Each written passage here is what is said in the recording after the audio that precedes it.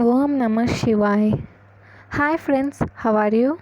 In this video we are going to learn about the blood supply, that means arterial, venous, lymphatic drainage, okay, and now supply of liver.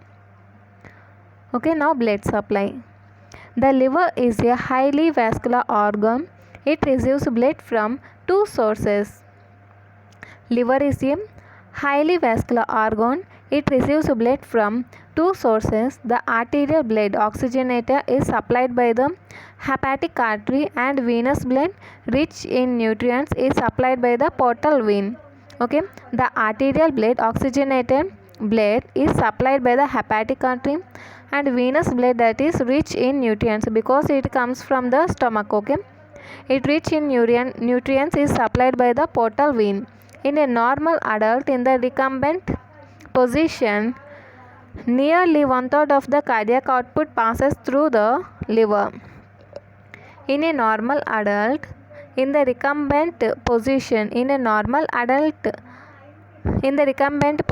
nearly one-third of the cardiac output passes through the liver. About 80% of this is delivered through the portal vein, and 20% delivered through the hepatic artery. About 80% of this delivered through the portal vein, and 20% is delivered through the hepatic artery. Okay, next, venous drainage. Most of the venous blood from liver is drained by three large hepatic veins. Most of the venous blood from liver is drained by three large hepatic veins. Left hepatic vein between the medial and lateral segments of left true lobe. Okay, left hepatic vein, middle hepatic vein, and right hepatic vein. Left, right, and middle. Most of the venous blood from liver is drained by three hepatic veins. Left hepatic vein between the medial and lateral segments of left true lobe.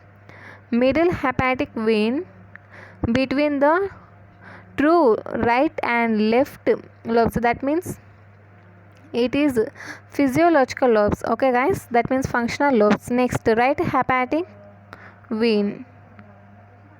Right hepatic vein between the anterior and posterior segments of the right true lobes. These veins don't have the extra hepatic course. They emerge in the upper part of the groove for inferior vena cava and open directly into the inferior vena cava just below the central tendon of the diaphragm.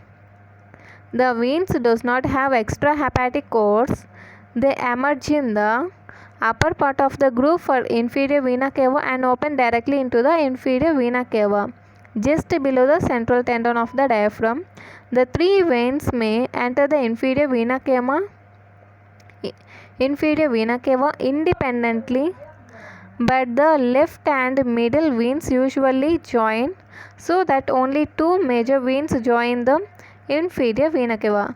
The three veins may enter the inferior vena cava independently, but the left and middle veins usually join, so that only two major veins join the inferior vena cava. That is one right hepatic vein, okay, and the fused left and middle vein. Okay, it combine, left and middle vein combine and form one. Okay, that means the total three veins combine and forms only two. Left one and other is left and middle vein combine to form one. So that only two major veins join the inferior vena cava.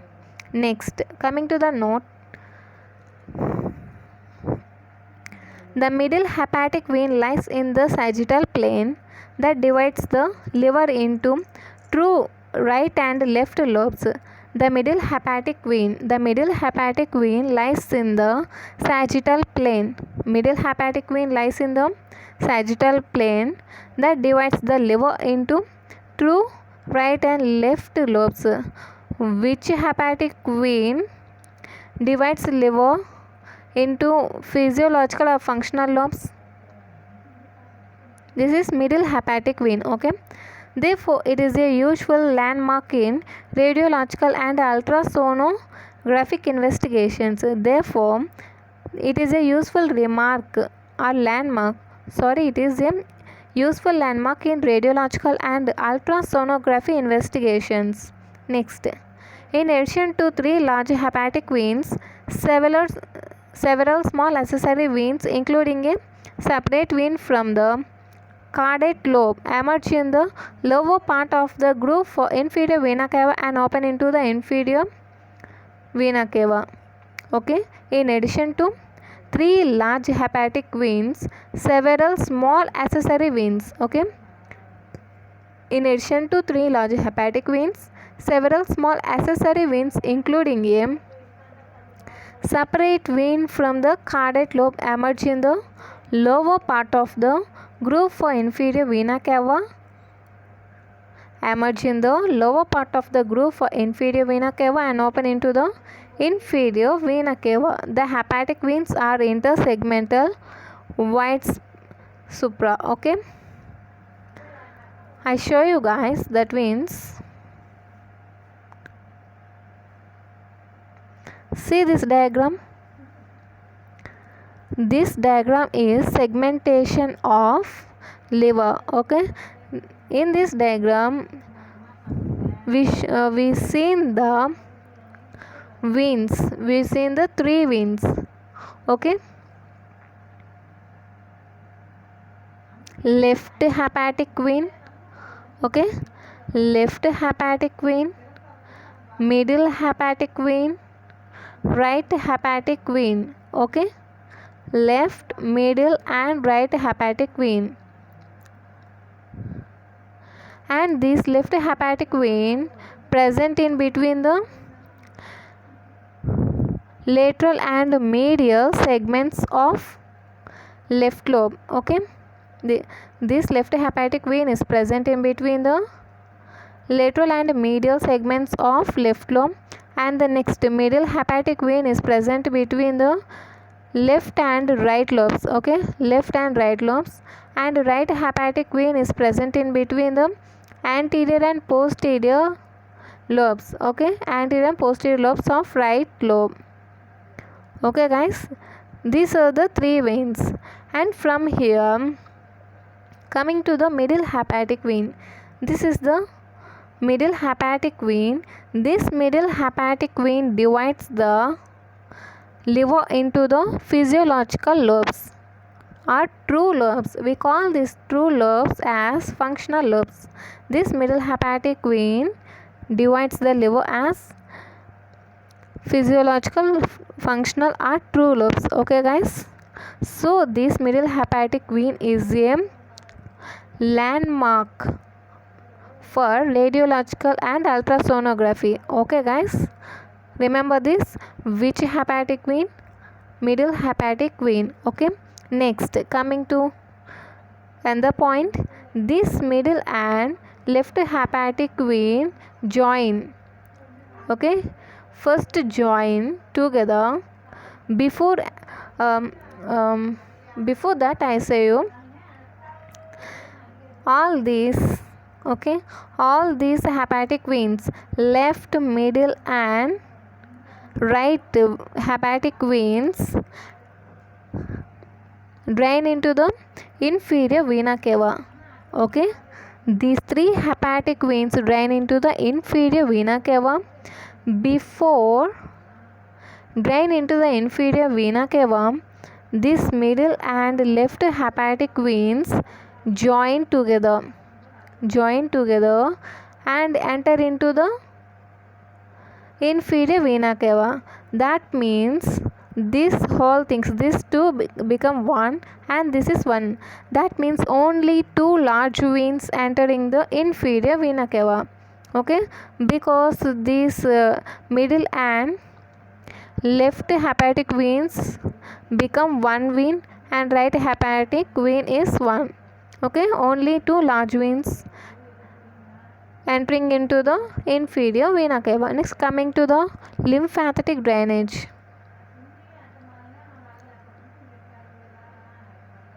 Lymphatic drainage of the liver. Okay, come. Lymphatic drainage. A network of superficial lymphatic exists in the capsule of the liver underneath the peritoneum. A network of superficial lymphatic exists in the capsule of the liver beneath the peritoneum. The superficial lymphatics from the posterior aspect of the liver converge toward the bare area of the liver and communicate with the extraperitoneal lymphatics which perforate the diaphragm and drain into the posterior mediastinal lymph nodes. Okay, a network of superficial lymphatics exists in the capsule of the liver beneath the peritoneum. The superficial lymphatics from the posterior aspect of the liver converge. This superficial lymphatics from the posterior aspect of the liver converge toward the bare area of the liver and communicate with the extraperitoneal lymphatics which perforate the diaphragm and drain into the posterior mediastinal lymph nodes. Clear, guys? First, these lymphatics converge toward the bare area of the liver, and these converged lymphatics communicate with extraperitoneal lymphatics, okay, which perforate the diaphragm, okay, and then it drain into the posterior mediastinal lymph nodes. Superficial lymphatics converge, draining to extraperitoneal lymphatics, and this drain into the posterior mediastinal lymph nodes. Clear, guys? Next, the superficial lymphatics from the we talk about the superficial lymphatics from the posterior aspect of the liver. Okay, now we are going to talk about superficial lymphatics from anterior aspect of the liver. Okay, the superficial lymphatics from the anterior aspect of liver drain into 3 or 4 lymph nodes that lie in the porta hepatis or hepatic nodes. Okay, the superficial lymphatics from the anterior aspect of the liver drain into 3 or 4 nodes that lie in the porta hepatis or hepatic nodes. The nodes also receive the lymphatics from the gallbladder. The nodes that are present in the porta hepatis also receive the lymphatics from the gallbladder. Okay, the efferents from these nodes run downward along the hepatic artery to celiac nodes. Efferents from these nodes run downward along the hepatic artery to celiac nodes. Clear, guys? Superficial lymphatics from anterior aspect of liver drain into 3 or 4 lymph nodes that lie in the porta hepatis or hepatic nodes. The nodes also receive the lymphatics from the gallbladder. Efferents from these nodes run downward along the hepatic artery to celiac nodes. That means posterior superficial lymphatics from posterior aspect of liver drain into the posterior mediastinal lymph nodes. Okay, some other lymphatics also there, but the final destination is posterior mediastinal lymph nodes. From where? Posterior aspect of liver, superficial lymphatics. Superficial lymphatics from posterior aspect of liver drain into the posterior mediastinal lymph nodes. When the superficial lymphatics from anterior aspect of liver, it drain into the celiac nodes. Okay, along it when okay, this is the final thing. Okay, remember these two things. Next, coming to the lymphatics accompanying the portal traits constitute the deep lymphatics. The lymphatics accompanying the portal traits constitute the deep lymphatics. Which constitute the deep lymphatics? That is portal traits. The deep lymphatics form two trunks. the ascending trunk and descending trunk. First, about ascending trunk. Ascending trunk enters the thorax through the vena cava opening and terminates into the nodes around the inferior vena cava. Ascending trunk enters the thorax. This ascending trunk of deep lymphatics enter the thorax through the vena cava opening and terminates in the nodes around the inferior vena cava. Next, descending trunk. Descending trunk empties in hepatic nodes located in the porta hepatis. Descending trunk of deep lymphatics empties in hepatic nodes located in the porta hepatis. Anterior trunk drain into the nodes that present around the inferior vena cava. And the descending trunk of deep lymphatics empties in hepatic nodes located in the porta hepatis. Okay guys, next, nerve supply.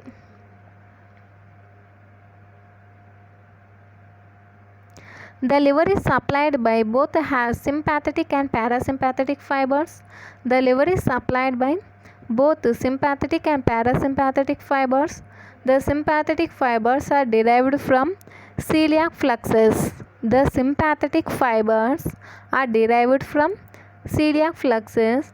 They run along the vessels in the free margin of the lesser omentum and enters the porta hepatis.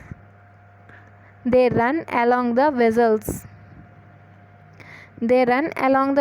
in the free margin of the lesser omentum and enter the porta hepatis. Sympathetic fluxes derived from the celiac fluxes, and these celiac fluxes are sympathetic fibers run along the vessels in the free margin of lesser omentum and enter the porta hepatis. Clear? Next, the parasympathetic fibers are derived from the hepatic branch of anterior vagal trunk, which reaches the porta hepatis through the lesser omentum. The parasympathetic fibers are derived from hepatic branch of anterior vagal trunk, which reaches the porta hepatis through the lesser omentum. Pain occurring due to distension of the hepatic capsule and hepatic peritoneum due to inflammation and swelling of the liver. We call this as inflammation and swelling of liver is called as hepatitis. Run along the sympathetic fibers. The pain is often referred to the epigastrium and sometimes the shoulder. Okay, once again. The sympathetic fibers are derived from the celiac fluxes. They run along the vessels in the free margin of lesser omentum and enter the porta hepatis. The parasympathetic fibers are derived from the hepatic branch of the anterior vagal trunk, which reach the porta hepatis through the lesser omentum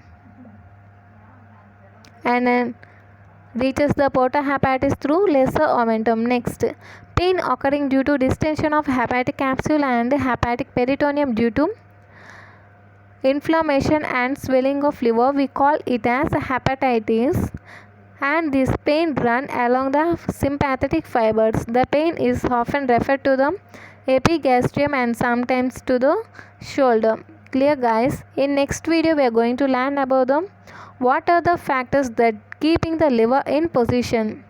Okay, what are the factors that keeping the liver in position. Okay, if you like this video, like, share and subscribe. Thank you.